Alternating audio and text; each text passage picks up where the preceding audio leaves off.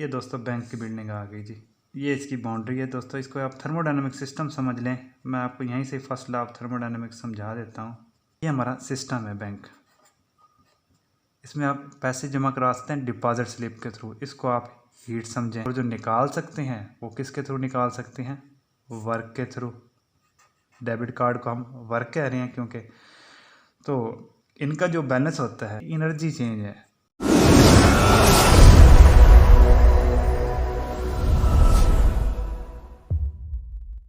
दोस्तों आपके पास कहीं से जो है ना वो पैसे हाथ लग गए, आप बड़े खुश हुए। आपके पास है जी 10,000। आप भागते भागते बैंक गए और जाके डिपॉजिट स्लिप भरी और जाके जमा करवा के आ गए। कुछ अर्सा गुजर आपको पैसों की ज़रूरत पड़ गई। आपके पास एटीएम कार्ड था, आप गए एटीएम कार्ड से जो है ना वो 5,000 बैंक से वापस निकलवा लिया। थोड़े अर्से बाद दोबारा पैसा आनी जानी चीज़ है, आपके पास दोबारा पैसे आ गए 6,000। आपने दोबारा गए डिपॉजिट स्लिप भरी, बैंक में जो है ना वो जाके जमा करवा दे पैसे। अब दोस्तों आपको कुछ अरसे बाद ख्याल आया यार कि जो है ना बैंक में कितना बैलेंस है मेरा, चेक तो करूँ यार। तो बैलेंस किस तरह निकाल सकते हैं आप, उसका मैं आपको यहाँ पे छोटा सा आपको ये फार्मूला बताता हूँ कि बैलेंस आप किस तरह निकालेंगे। कि आपने शुरू में जाके बैंक में जमा करवाए थे 10,000, उसके बाद कुछ अरसे जब बाद दोबारा आपने जमा करवाए जितने 6,000, और दरमियान में जब आपको पैसों की ज़रूरत पड़ी थी तो आपने कितने निकलवाए थे? 5,000। 16,000 आपने टोटल जमा करवाया और 5,000 आपने निकलवाया, तो आपका बैलेंस कितना होगा? 11,000। यहाँ से भी देख लो कि टोटल आपके पास शुरू में आपने 10,000 जमा करवाया, फिर जाके 6,000 बैंक में जमा करवाया और निकलवाया कितना है? 5,000। तो आपका 11,000 बैलेंस है। मौजें करो। अब दोस्तों इस सिस्टम में आप बैंक के साथ दो तरीक़ों से इंटरेक्ट कर रहे हो।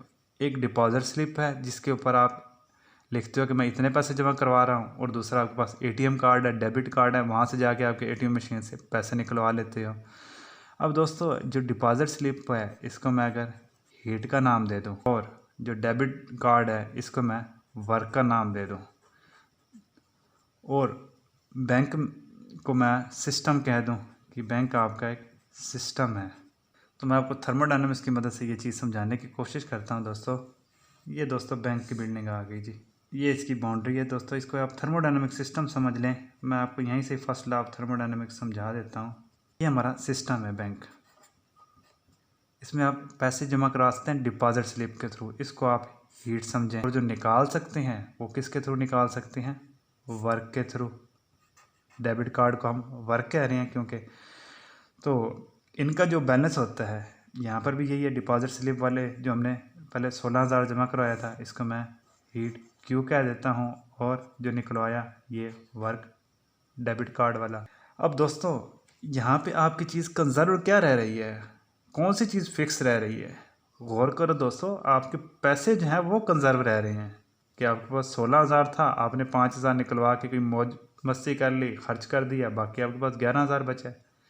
तो आपके पास बच क्या रहा है? वो पैसे ही बच रहे हैं। तो पैसे को हम कह सकते हैं कि ये एनर्जी चेंज है। अब ठीक हो गया दोस्तों। यही है फर्स्ट लॉ ऑफ थर्मोडायनामिक्स जो आपकी किताबों में लिखा होता है, बिल्कुल जिस तरह law of conservation of money है। अब यहाँ पे दोस्तों बैंक जो है वो आपको पैसे क्रिएट करके नहीं दे रहा। बैंक पैसे नहीं बना के दे रहा आपको, ना आपके पैसे तबाह कर रहा है। जो आप देते हो और जो निकलवाते हो उसका जो है ना आपको नेट या बैलेंस बना के दे देता है। यही लॉ ऑफ थर्मोडायनामिक्स है दोस्तों कि energy can neither be created nor be destroyed during a process. जिस तरह आप बैंक में गए तो बैंक ने ना आपके पैसे क्रिएट किए ना तबाह किए, उसने बस आपसे लिए और दिए। इसी तरह energy can neither be created nor be destroyed during a process, it can only change forms. ये कभी हीट की शक्ल में आ जाएगी, कभी वर्क की शक्ल में आ जाएगी। जिस तरह आपने बैंक को पैसे दे दिए तो कभी आप उसको डेबिट कार्ड से निकलवा रहे हो और कभी डिपॉजिट स्लिप के थ्रू जमा करवा रहे हो। फर्स्ट लॉ ऑफ थर्मोडायनामिक्स है ये हीट, वर्क और एनर्जी के दरमियान एक रिलेशन है। इससे बड़ी ये कोई चीज़ नहीं है, बड़ी सादा सी चीज़ है, बड़ी आसान सी चीज़ है। एक और बड़ी ज़रूरी चीज़ कि ये जो लॉ ऑफ थर्मोडायनामिक्स है इसकी बुनियाद रखी थी जेम्स प्रेस्कॉट जाउल ने। उसकी लाइफ को हमने अपनी एक अलग वीडियो में डिस्कस किया, आप वो वीडियो देखें कि जाउल आखिर किस तरह का बंदा था। अब दोस्तों ये जो फर्स्ट लॉ ऑफ थर्मोडायनेमिक्स है ये प्योरली एक्सपेरिमेंट्स की बेस के ऊपर है। ये लॉ ऑफ नेचर है, सिर्फ ऑब्जर्वेशंस की बुनियाद के ऊपर किया है। इसकी कोई मैथमेटिकल प्रूफ, कोई इसका जो है ना डेरिवेशन वगैरह नहीं है।